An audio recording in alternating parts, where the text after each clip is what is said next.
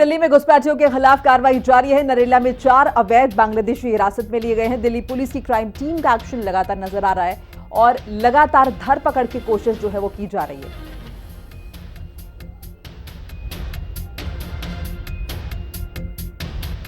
तो बड़ी खबर आपको बता रहे, दिल्ली में घुसपैठियों के खिलाफ कार्रवाई लगातार जारी है। नरेला में 4 अवैध बांग्लादेशी हिरासत में लिए गए।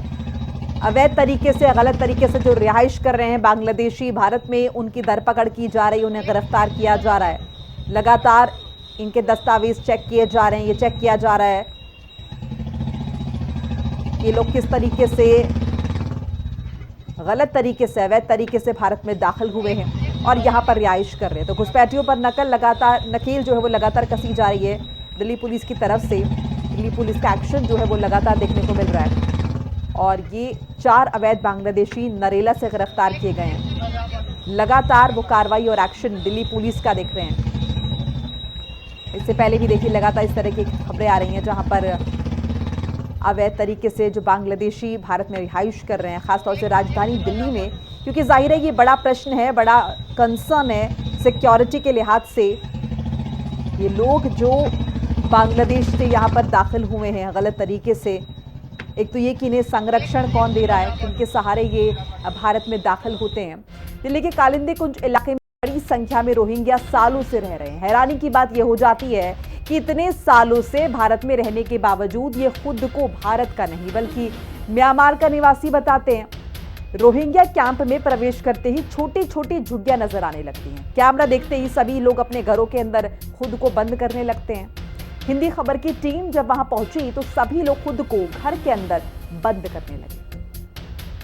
कालिंदी कुंज के रोहिंग्या कैंप में ही इस वक्त मौजूद हैं और भी ऐसे कई लोग हैं जो बता रहे हैं कि कुछ दिन पहले यहां से कुछ लोगों को दिल्ली पुलिस द्वारा डिपोर्ट किया गया था, क्योंकि दिल्ली पुलिस अभियान चला रही है। भाई साहब, नाम क्या है? बोलिए अमीन। कहाँ से हैं आप?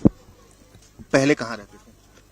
पहले यूपी में रहता हूँ, बेंगलुरु में रहता हूँ। बेंगलुरु से इधर आया सुशील के घर। पहले म्यांमार बर्मा में रहते थे जी। अच्छा, तो पुलिस आती है यहाँ पे, डिपोर्ट करके ले जाती है। कितने दिन पहले पुलिस आई थी? पुलिस तो आता है शाम को, सुबह शाम आता है। वो तो गारंटी नहीं है कितना टाइम पे आता है कितना टाइम पे नहीं आता। लोगों को यहाँ से उठा के भी ले गई थी पुलिस? अभी लेकर गया था इधर भी, तो इधर से नहीं लेकर गया था, वो रूम से लेकर गया था सर।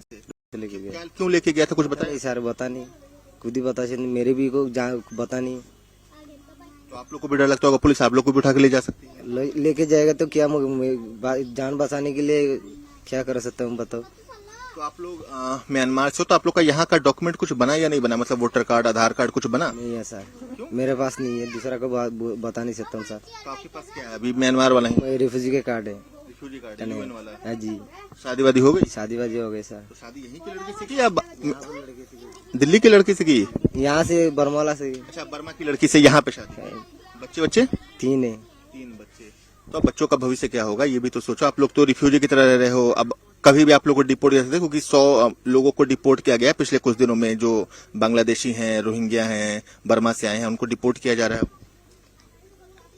जहाँ करने वाला कानून कर रहा है, क्या कर सकता हूँ सर, कानून से ऊपर नहीं जा सकता ना। आपका जिधर लेके जाएगा उधर जाऊंगा, तो फिर मैं वापस भेजा जा रहा है, अपने अपने देश भेजा जाता है। तो जाने के भेजेगा तो जाना पड़ेगा। इधर से मेरा देश नहीं है ना मेरे देश के, मेरे अपना कुछ है। ये आप लोग का अपना देश तो है नहीं इसीलिए तो बागारा जिधर जाने के लिए बोलते रहे उधर जाऊंगा। क्या दिक्कत हो रहा है सर?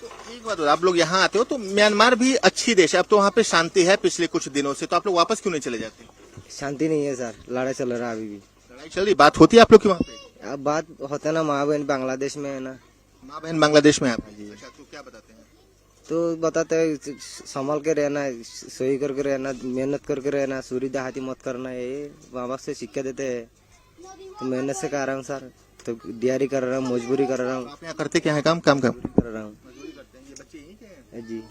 म्यांमार से आए लोगों का ये पूरा बसेरा है। म्यांमार से जो लोग आए हैं उनका ये पूरी आबादी है और सबसे बड़ी बात, यहाँ के सब सुख सुविधाओं का वो लाभ उठा रहे हैं, लेकिन अपना देश मानने से भारत को इनकार कर देते हैं, क्योंकि उनका कहना है कि म्यांमार उनका देश है, वो यहाँ रिफ्यूजी के तौर पर रह रहे हैं। लेकिन दिल्ली पुलिस लगातार इस इलाके में भी दबिश देती है। दिल्ली पुलिस यहाँ से जो लोग हैं उन्हें डिपोर्ट करने की भी जो प्रक्रिया है वो शुरू कर रही है, तेज कर रही है। जो लोग हैं वो भी बता रहे हैं कि यहाँ से कुछ दिनों पहले 5 से 6 लोगों को दिल्ली पुलिस ने हिरासत में लिया था, उन्हें डिपोर्ट करने की जो प्रक्रिया है वो भी शुरू हो चुकी है। लेकिन एक चीज समझना होगा कि लंबे समय से ये लोग यहाँ पे रह रहे हैं, लेकिन अभी भी ये खुद को रिफ्यूजी मान रहे हैं, भारत को अपना देश मानने से इनकार कर देते हैं। और कई बार जो आपराधिक वारदात होती हैं उसमें भी ये लोग कहीं ना कहीं शामिल होते हैं। इनकी जो संलिप्तता है वो सामने आती रहती है। कालिंदी कुंज रोहिंग्या कैंप की पूरी तस्वीर, लोगों की बातचीत, जिससे दो चीजें तो स्पष्ट समझ में आती है।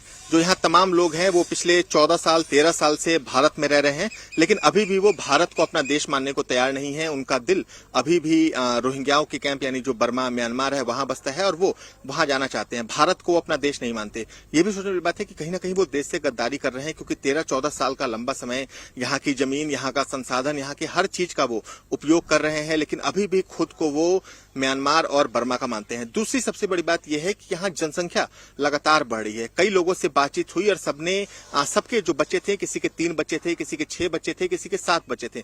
तो निश्चित तौर पर जो जनसंख्या है वो भी यहाँ लगातार बढ़ी है। जैसे कि एक शख्स से बात हो रही थी तो उसने कहा कि उसके 6 बच्चे हैं और 12 साल की शादी में उसके 6 बच्चे हो चुके हैं। तो निश्चित तौर पर यहाँ की जो आबादी है, जनसंख्या है, वो भी यहाँ पर लगातार बढ़ रही है और उसका फायदा यहाँ के स्थानीय लोग उठा रहे हैं। और जो कुछ लोगों के एक कस्बे से शुरू हुआ था वो अब एक पूरी आबादी बन चुकी है। आपको दिखा दे कि देखिए इन देखने में ये झोपड़ियां छोटी लग रही हैं, लेकिन इसमें सैकड़ों लोग रहते हैं और इनके जो जनसंख्या है वो दिन प्रतिदिन बढ़ती जा रही है। किसी के 6 बच्चे हैं, किसी के 7 बच्चे हैं और यहाँ पर किसी प्रकार के बच्चे को रोकने के जो उपाय होते हैं, नसबंदी होती है, उसका यहाँ पे कोई पालन नहीं होता। यहाँ पे बच्चे जो हैं वो लगातार आपको मिल जाएंगे। हर गली, हर घर में 6-6, 7-7 यहाँ पे बच्चे हैं।